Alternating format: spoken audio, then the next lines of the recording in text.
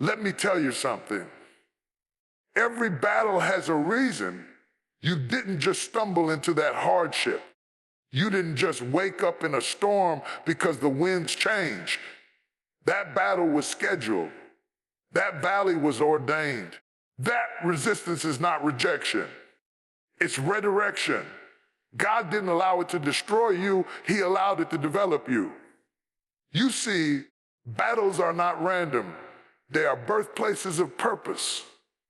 When you're under attack, when all hell breaks loose, and you feel like you're drowning in pressure, doubt, and fear, don't you dare assume that God has abandoned you. No. He's closer than ever because he doesn't waste pain. He doesn't waste a single tear, a sleepless night, a broken heart. It's all raw material for destiny. There's something being forged in the fire that comfort could never produce. You don't discover your calling in comfort.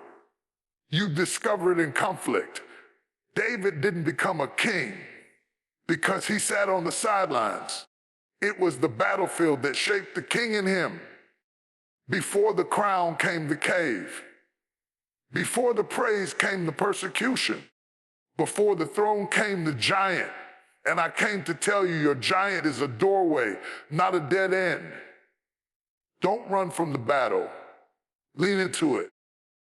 Because that thing you're fighting right now is shaping you, stretching you, maturing you. You're not just going through it, you're growing through it. The reason some of us are confused in the battle is because we want promotion without pressure. We want anointing without affliction. We want purpose without pain. But God doesn't work like that. Oil doesn't flow unless the olive is crushed. Gold doesn't shine unless it's refined. So if you feel like you're being crushed, refined, broken, it means something's coming out of you that couldn't be revealed any other way. You may not see the full picture right now. You may be asking, God, why this? Why me? Why now? But let me remind you, he's not just the God of your victories. He's also the God of your battles. The reason you're facing what you're facing isn't because you're weak.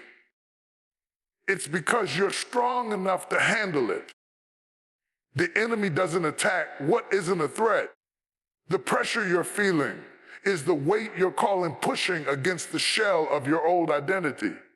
So stand strong, stand in faith, because the purpose of the battle is to prepare you for the blessing. And hear me, it's not just about you. Someone is watching how you fight.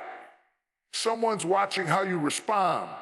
You're breaking generational curses. You're paving paths for others. You're carrying answers in your wounds. And when you come through this, and you will, you'll carry a testimony that will shatter chains and open eyes. You'll say, if it had not been for the Lord who was on my side, I would have lost my mind. I would have given up. I would have walked away. But God, see, faith isn't loud when it's easy.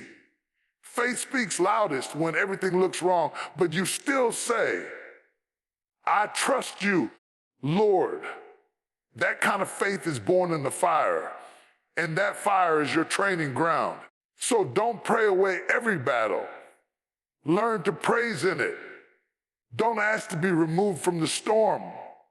Ask for strength to stand in it, because this is where the real you is being revealed. And once you understand that this fight is not punishment, it's preparation, you'll stop crying and start conquering. Your battle has a reason, and your faith has a role. So plant your feet, lift your head, and stand strong. You're not just fighting for survival. You're stepping into purpose. Faith isn't a feeling. It's a foundation. And when life shakes you, when the ground beneath you starts to crumble, It won't be your emotions that hold you steady. It won't be your confidence, your connections, or even your knowledge. It'll be your faith, because feelings will fool you. They'll rise up one moment and sink the next. But faith, real faith, holds firm even when you don't feel a thing. Some of us have been taught that if we don't feel strong, we must not have faith. But I came to tell you, faith isn't proven in the sunshine. It's proven in the storm. It's easy to lift your hands when the bills are paid and the doctor says you're well. But can you still trust him when there's no sign of breakthrough? Can you still stand when the silence of heaven is louder than your prayers? That's faith. Faith is a choice you make when the evidence says walk away. Faith is what says, though he slay me, yet will I trust him. It's not blind. It sees beyond what's visible. It holds on when everything screams, let go. It digs its heels in and says, I will not be moved. Let me be real with you. There will be moments when fear feels stronger, when doubt knocks louder, when you question if you're even built for this. And in those moments, you've got to go back to what you know, not what you feel. You've got to anchor yourself in truth. The enemy will attack your mind. He'll tell you the battle is a sign you failed, that God has turned his face from you. But don't you dare believe that lie. If God brought you to it, he's faithful to bring you through it. And here's the thing, faith doesn't eliminate the fire. It carries you through it. Just ask the 3 Hebrew boys. They didn't skip the furnace, but they came out without the smell of smoke. Why? Because faith kept them in the presence of God while they were in the middle of the heat. So don't ask God to cancel the battle. Ask him to strengthen your stand, because standing isn't passive, it's power. Sometimes the greatest warfare isn't in swinging your sword, but in refusing to bow. Standing says, I might be weary, but I'm still here. I might be wounded, but I'm still standing. That kind of stand makes hell nervous.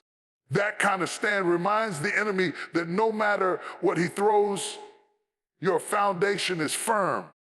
And maybe the reason the pressure has increased is because the foundation is being tested, not to make you fall, but to make sure you're built to last.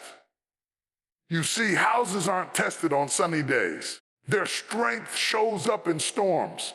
And if your foundation is faith, you will not collapse. You may bend, you may cry, you may even stagger, but you will not break. So stop waiting to feel strong before you speak faith. Declare it while you're trembling. Declare it through your tears. Because your voice of faith in the fire is louder than 10,000 praises in the palace. And sometimes God won't calm the storm outside until he calms the storm inside.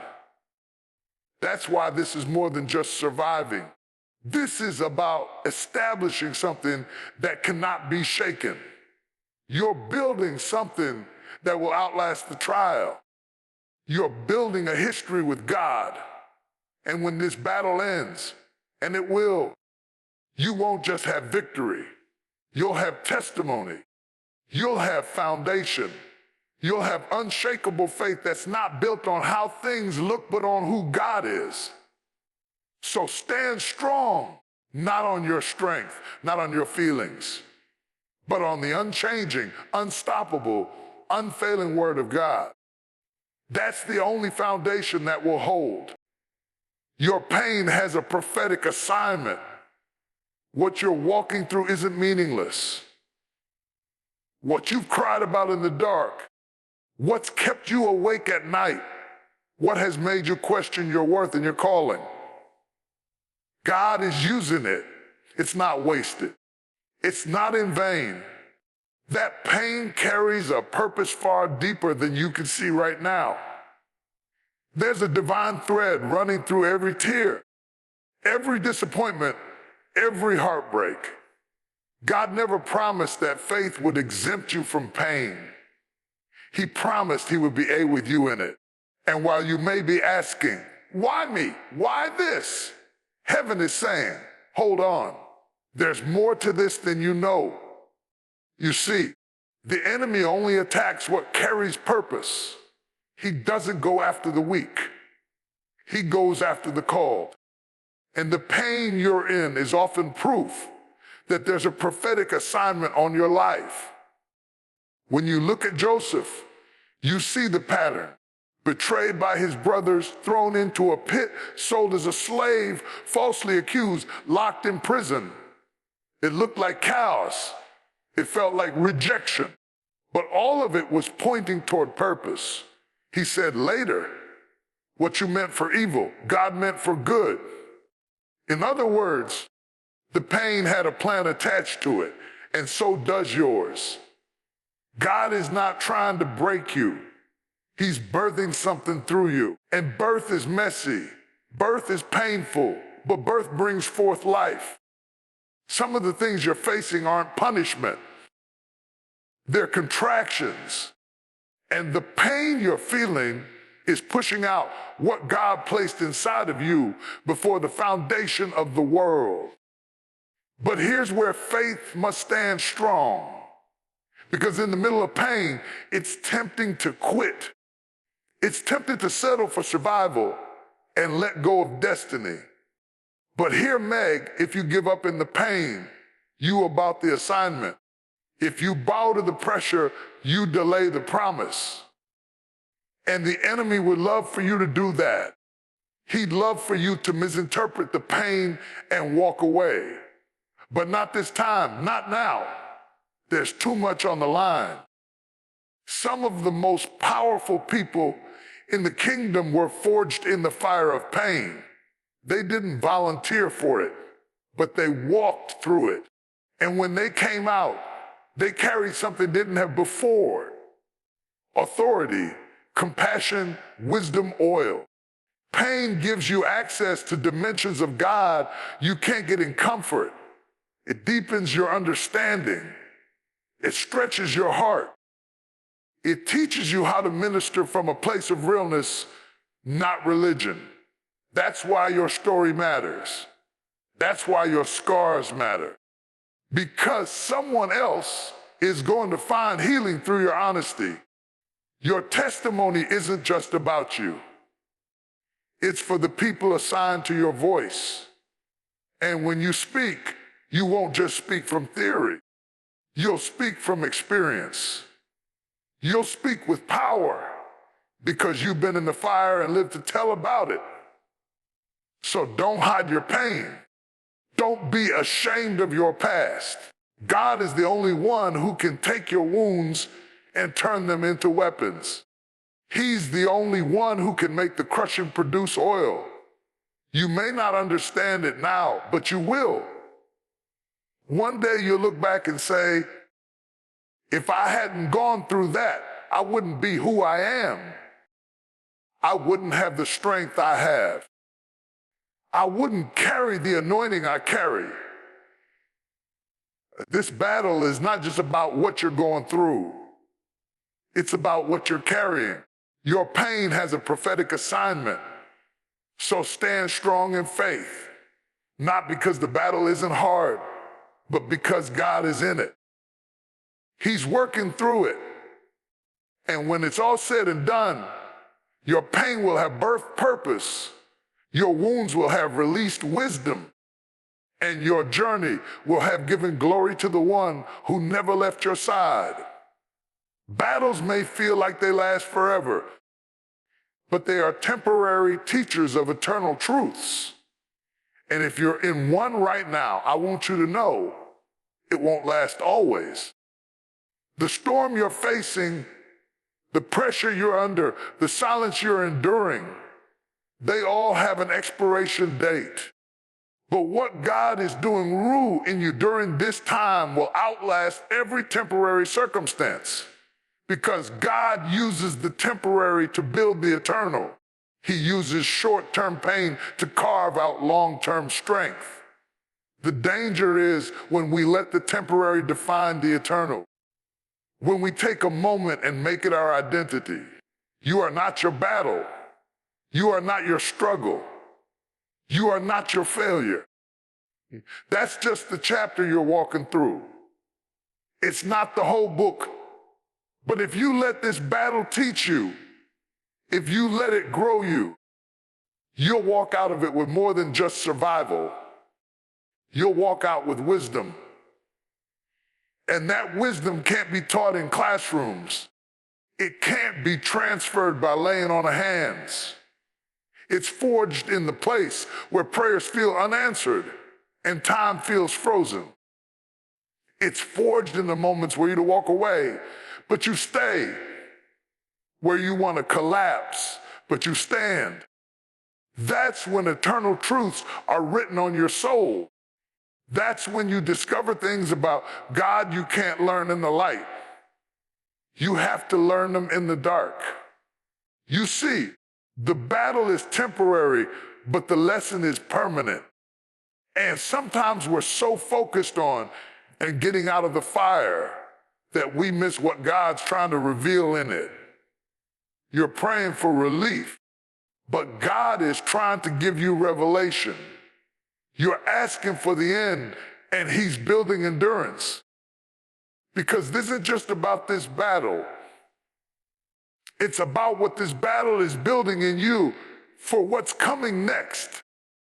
Some of the strongest believers didn't get strong because life was easy. They got strong because they stayed in the fight when it would have been easier to quit. They stood in the fire long enough for it to refine them. And that's where God does His deepest work. Not in the escape, but in the endurance. But here's the thing you've got to let the battle teach you. Don't just go through it. Grow through it. Ask God, what are you showing me here? What are you stripping away? What are you strengthening? Because if you waste the warfare, you miss the wisdom. And God didn't bring you this far for you to come out empty-handed. There is treasure in this trial. There is insight in this pain. You're learning patience. You're learning how to pray deeper. You're learning to listen for God's voice when everything else is loud. You're learning how to trust Him when nothing makes sense. And those lessons are eternal. They will carry you through battles that haven't even come yet. They will anchor you when others are tossed by the wind. So stop despising the season. Start asking, what's the lesson in this? Because the sooner you see the eternal truth in the temporary trial, the sooner you'll walk with purpose instead of panic. And the enemy loses his grip when you start seeing your battle as a classroom instead of a crisis. God didn't say we'd never face trouble. He said He'd never leave us in it. And that means no matter how long the night feels, morning is coming. You're being prepared for more than just the now. You're being prepared for forever. That's why you've got to keep standing. That's why faith matters more than ever. Because when this battle ends, and it will, you'll walk out not only with victory, but with vision, with clarity, with strength, with wisdom that only the fire could teach you. So don't just endure. Embrace what God is doing. The battle is temporary. The lessons are eternal. Stand strong in faith and let the fire teach you what the comfort never could.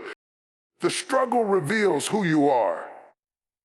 You can pretend in peace, you can hide in comfort, but the moment the pressure comes, the real you starts to rise. The battle doesn't just test your strength, It shows you what's already inside you. And sometimes God will allow the heat to rise, not to break you, but to bring you into the truth of who you really are. Because you don't discover identity in ease. You discover it in adversity. See, some of us thought we were weak until the storm hit, and we found ourselves still standing. Some of us thought we couldn't take one more thing, and then another thing came, and we didn't fall. That's when you realize there's something in me I didn't know I had. There's a faith I didn't know I was carrying. There's a strength I didn't know I was walking in. But it took the struggle to see it. God already knows who you are. He's not trying to find out. He's trying to show you. He knows the warrior He placed in you. He knows the resilience He knit into your spirit. But you've been living beneath it because you've never had to reach for it. A struggle pulls it out. The pressure exposes the promise. The pain uncovers the power. It's just like gold. You don't see the worth on the surface. It takes fire to bring it forth. The heat makes the impurities rise, but it also reveals the purity underneath. That's what your battle is doing. It's removing what doesn't belong and making room for what's real. So don't run from the process. Don't be afraid of what the pressure reveals. If God's allowing it, it means He's after something deeper in you. And yes, there will be moments in the struggle where you question everything. Your calling, your value, even your faith. But that's where your true foundation shows. Because when all the noise settles, when all the emotions calm down, your spirit will still whisper, I'm not quitting. And that right there is your identity. You're not built to break. You're not wired to walk away. You've got the mark of endurance on your soul. God will let get to the end of yourself, not to destroy you, but to introduce you to the version of you that's been hidden under fear, under doubt, under insecurity. The version that's bold, the version that's focused, the version that doesn't need applause to keep going. And the only to meet that version is through the fire. Look at Moses. He was raised in a palace, but it wasn't until he ran to the wilderness that he discovered who he really was. He thought he was a mistake, but God saw a deliverer. And it was in the middle of that dry, uncertain place that his true calling was revealed. So if you're in a dry place right now, don't despise it. God is doing identity work. He's stripping off labels the world put on you and reminding you who He called you to be. And hear me, you're stronger than you think, not because you feel strong, but because God is with you. His strength is made perfect in your weakness. So every time you feel like breaking but don't, every time you want to run but stay, every time you cry but still move forward, that's the real you. That's the spirit God planted inside you rising up to the surface. The struggle may be long, the weight may be heavy, but the version of you on the other side will be wiser, deeper, and stronger. You're not just fighting through the battle. You're finding out who you really are in it. And once you've seen that person, once you've walked in that identity, you'll never go back to who you used to be. So stand strong in faith, not just to survive, but to see who God made you to be. Because the struggle isn't just revealing the battle, it's revealing you. Victory isn't always loud. Sometimes it doesn't come with celebration or applause. Sometimes victory looks like getting out of bed when everything in you says stay down. Sometimes it's the quiet strength to keep going when you're tired, to keep believing when nothing changes, to keep standing when everything around you is trying to push you over. And that right there is what true victory in faith looks like. Consistent obedience in the face of resistance. See, we love the idea of the mountaintop. We love the image of breakthrough, the sound of triumph. But the truth is, many of your most powerful victories will be won in silence, in the valley, in the unseen, when no one knows the battle you're fighting but God, and He sees every moment you choose to trust Him. Every time you say yes, when fear says no, every time you hold on when letting go would be easier.